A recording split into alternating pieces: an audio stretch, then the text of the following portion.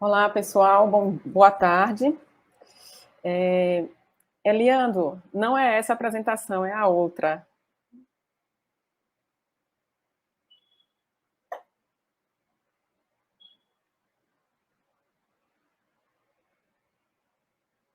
Enquanto a Eliando coloca a apresentação correta, eu queria primeiro agradecer a oportunidade de estar aqui conversando com vocês sobre essa temática, né? Agradecer o convite, principalmente nas pessoas de professor Anísio e professor Raul, né? E aí também agradecer todas as pessoas que fazem parte da Associação Pernambucana de Ciência. Eu acho que, como Poliana colocou, né, a gente está na volta de problemas nutricionais que até então a gente achava que tinha sido superado. Entretanto, a gente precisa também estar alerta que esses problemas eles estão voltando e ele encontra num contexto que tem outros problemas também que estão, principalmente problemas nutricionais, que também que também estão acontecendo. E é exatamente por isso, né, a temática da sindemia, das sindemias globais e essa interface com a segurança alimentar e nutricional. A gente vai ver aí se o Eliando consegue colocar a apresentação.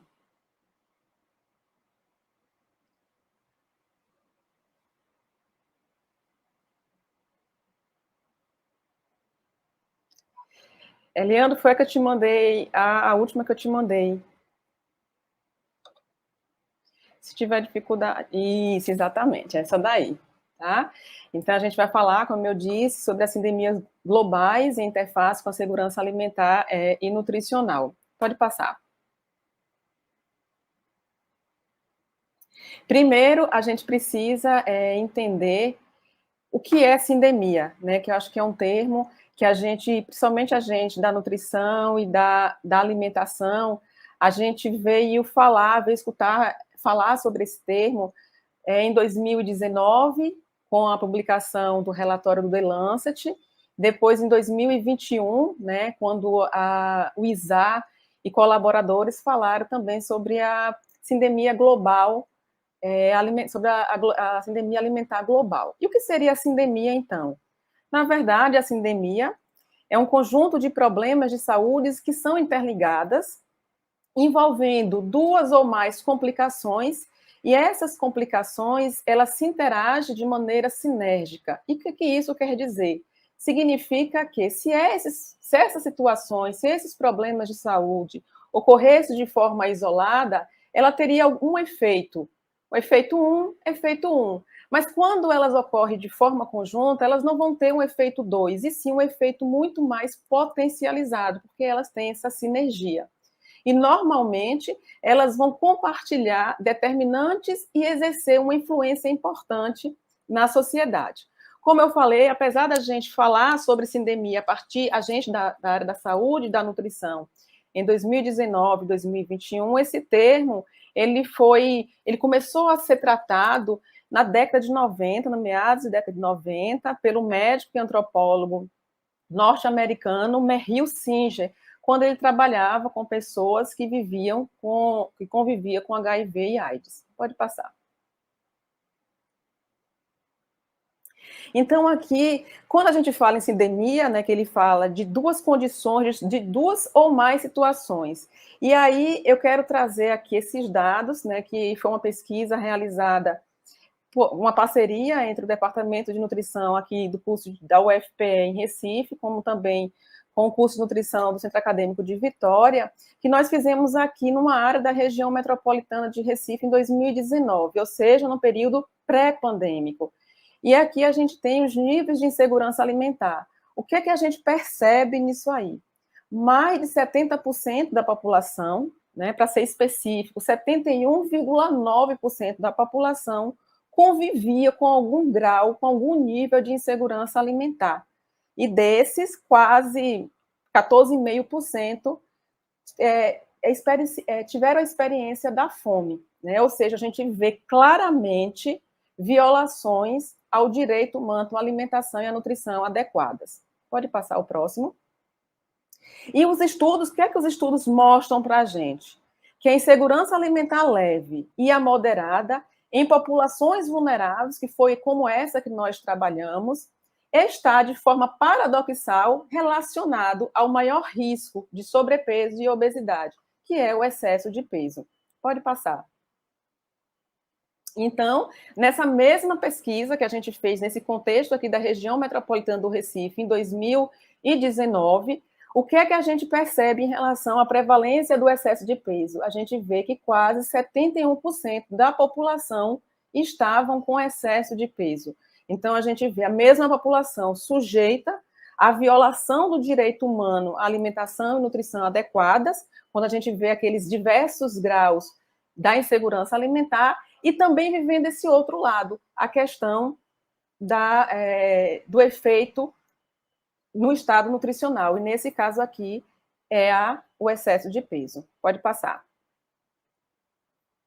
Como a professora Kátia mostrou anteriormente, a gente publicou no final do ano passado o Atlas da Situação Alimentar e Nutricional em Pernambuco, né, que foi o fruto do projeto EcoASUS PE, que teve a parceria de várias instituições, de vários pesquisadores. Pode passar, por favor.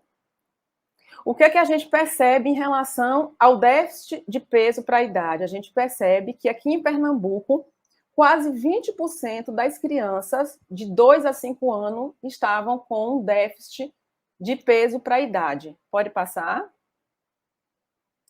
A gente avaliando por um outro indicador, que vê o déficit estatural, a gente verifica que mais de 20% da população pernambucana estava com o déficit estatural. Né? Esses dados foram colhidos no SISVAN, que é o Sistema de Vigilância de Alimentação e Nutrição, em 2019. Então, o que é que a gente percebe? Foram pesquisas separadas, foram fontes de dados diferentes, mas no mesmo ano, e aí a gente percebe problemas relacionados ao excesso, quando você vê nesse corpo das pessoas, nesse corpo social e corpo biológico, questão do excesso de peso, e nas crianças, os problemas dos déficits, né, o déficit de estatura para a idade, como também o déficit para a idade. E o que é que a gente percebe? Né? A gente pode ver que na mesma família você pode encontrar uma criança que tem um déficit estatural e que ela tem um excesso de peso.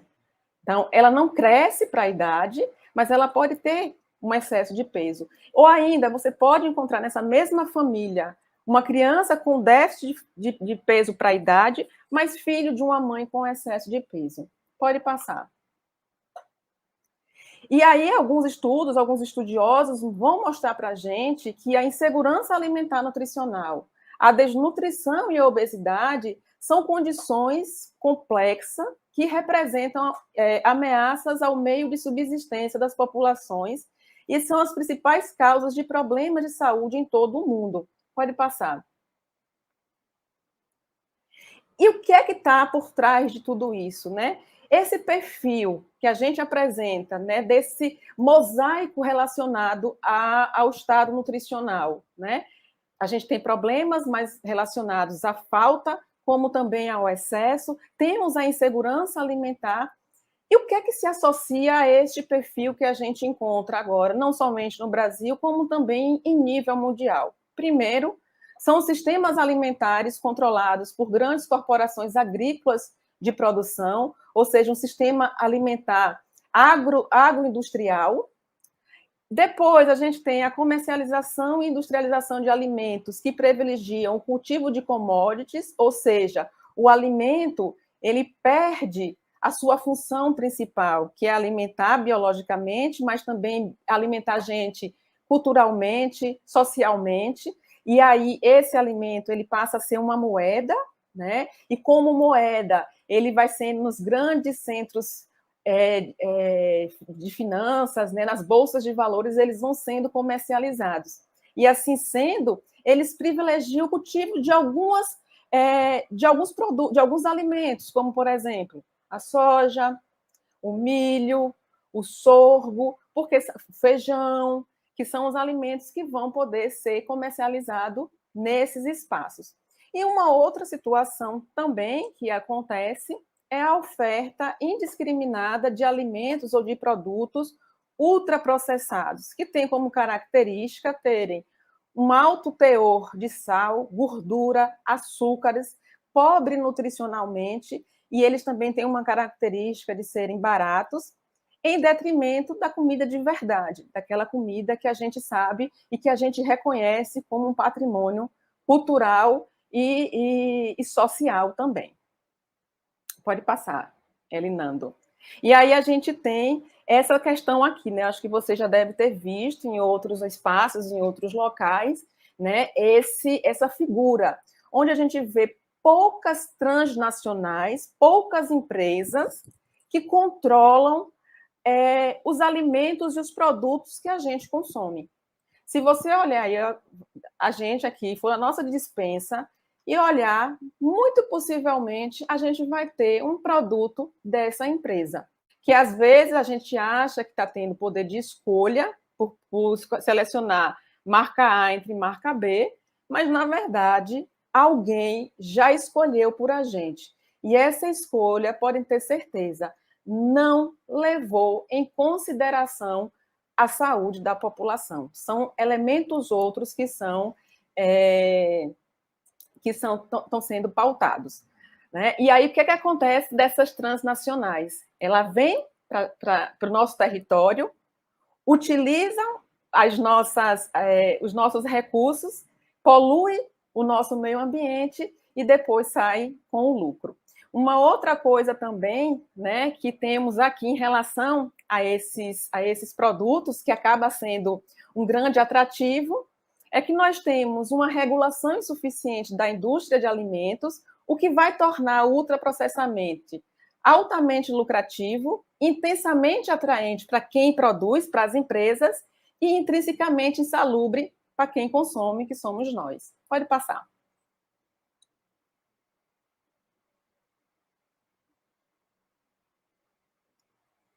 Pode passar, por favor?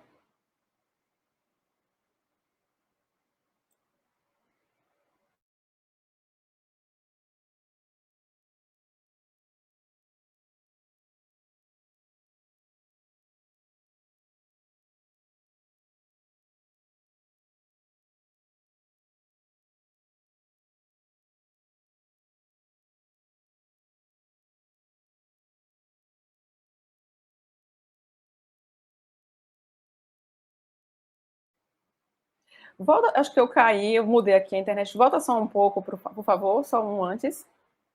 Isso. Então, essa insustentabilidade, né, do nosso sistema alimentar, ele mudou o padrão de consumo e esse tem sido um dos principais fatores para essa sindemia alimentar global, ou seja, a perpetuação de problemas, né, como a insegurança alimentar, o sobrepeso e a obesidade e também a desnutrição, tá certo? Pode passar.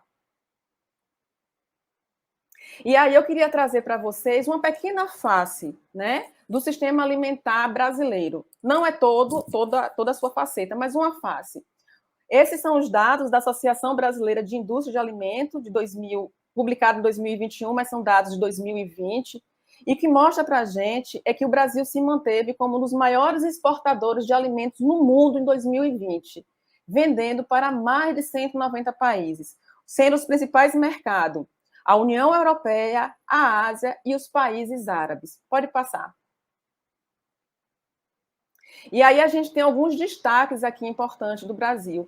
Por essa figura, a gente vai vendo que o Brasil se manteve sempre nas primeiras colocações como exportador de alimento. Em alguma delas, ele é o primeiro no mundo como exportador, como, por exemplo, ele é o primeiro produtor e exportador mundial de suco de laranja, ele é o segundo exportador, é o segundo produtor, mas o primeiro exportador mundial de carne bovina. Ele é o segundo produtor, mas o primeiro exportador de carne de aves, e aí vai. Ou seja, o que a gente produz aqui no nosso território, ele está sendo o quê? Exportado para outras populações. Pode passar, por favor. E aí a gente traz, né, como Poliana falou também, sobre Josué de Castro, não dá, nessa situação que a gente está vivendo, não falar de Josué de Castro. E aí, né, como o Poli já comentou anteriormente, que Josué de Castro, ele delineou o primeiro mapa da fome do país e fez uma denúncia que não se tratava de um fenômeno natural, como várias pessoas acreditavam, mas que era um grave problema político, social e cultural produzidos pelos homens. E o que é que nós vemos nesse momento agora? Que passados mais de 7 décadas, essa problemática ela se repete. Questões sociopolíticas influenciando e dificultando as escolhas das pessoas, com impacto no corpo social e biológico. E aí mostra para a gente que a fome, a obesidade, elas não são catástrofes naturais, não são questões individuais, mas uma produção histórico-social. Pode passar.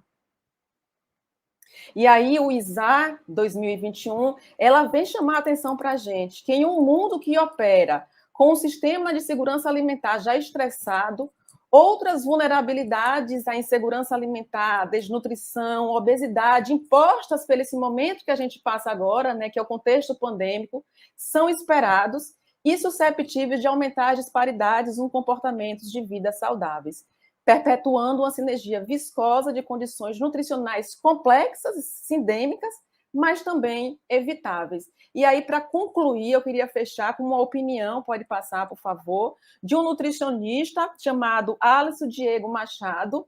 Ele está fazendo doutorado agora na Faculdade de Medicina da USP, e que ele faz uma pergunta, né? Onde está o Brasil que saiu do mapa da fome? E ele coloca: é preciso reconhecer que aquele país foi desmantelado pela política neoliberal adotada por governos recentes. E não será possível sairmos dessa condição sem a retomada de políticas públicas que foram desmontadas nos últimos anos. Para além de políticas sociais, a lógica da produção de alimentação deve mudar. Se faz necessário o desenvolvimento de sistemas alimentares saudáveis, em detrimento de sistemas alimentares agroindustriais, e que também sejam sustentáveis para promover a segurança alimentar e nutricional e o direito humano à alimentação e nutrição adequadas. A gente precisa de uma soberania alimentar que possa assegurar que os alimentos sejam produzidos não apenas para exportação e para aqueles que ainda podem pagar para se alimentar, mas para todos os brasileiros. Enquanto houver gente sem comida, em que deixar de comer carne seja uma imposição e não uma escolha, a gente não vai sair dessa situação que a gente se encontra. Então, assim, eu agradeço, pode passar o próximo, eu agradeço a todos e a todas que aqui estão. Muito obrigada.